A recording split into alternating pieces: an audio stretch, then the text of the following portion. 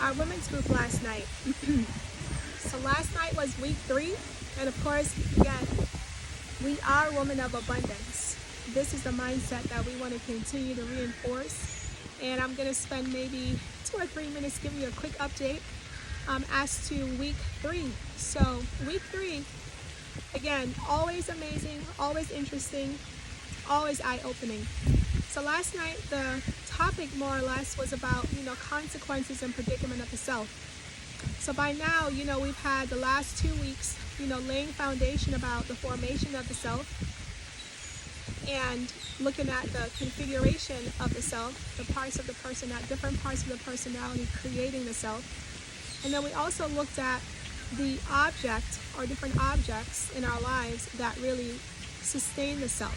And so last night now we looked at the evoking of the self, the consciousness that was evoked in us of the self from these objects. And from that standpoint, we're able to take a look at what sort of consciousness was evoked from us, from our objects. So, hopefully we've had, loving and caring parents that allowed us to evoke positive consciousness about ourselves. But in more cases than not, that's not the case. And so this evocation of the consciousness that comes from the self more or less affects the esteem of the self. And so last night we're able to take a look at the consequences and the predicament of the self. And of course, looking at those shapings and those interactions, those transactions from the objects that sustain the self. We took a look at, for the persons that were there, the women that were there, they're able to have understandings and realizations from prior sessions, the last 2, that made last night more or less begin to really form all those pieces together.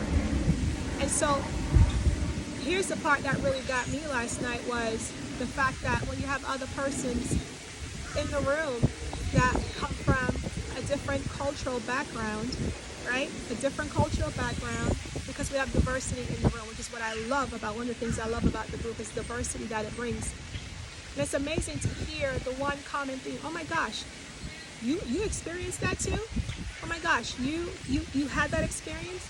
So even though we are, our shapings, our influences from these objects are different culturally, the outcomes are pretty much the same.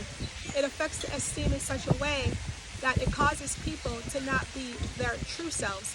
I oftentimes talk about the inherited constitution.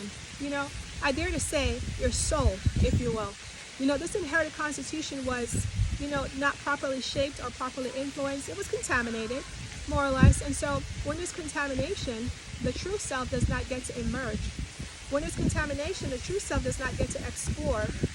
It does not get to ask questions, but rather it's being told, which is why the topic then last night was about, the consequences and predicament. When you have predicament, there's something happening with the self. From little, there are things happening with the self that the self is not that sophisticated to be able to explain, understand, or even ask. And so what happens then, it becomes this internalized, this subjective experience of the self from the objects, then gets to be interpreted in ways that are not, positive or that are not clear.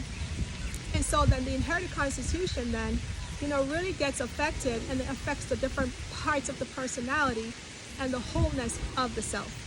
And so last night we took a look at that and the different characteristics then that came out of those shapings, and perhaps how they begin to show up for persons from early on and now into the present.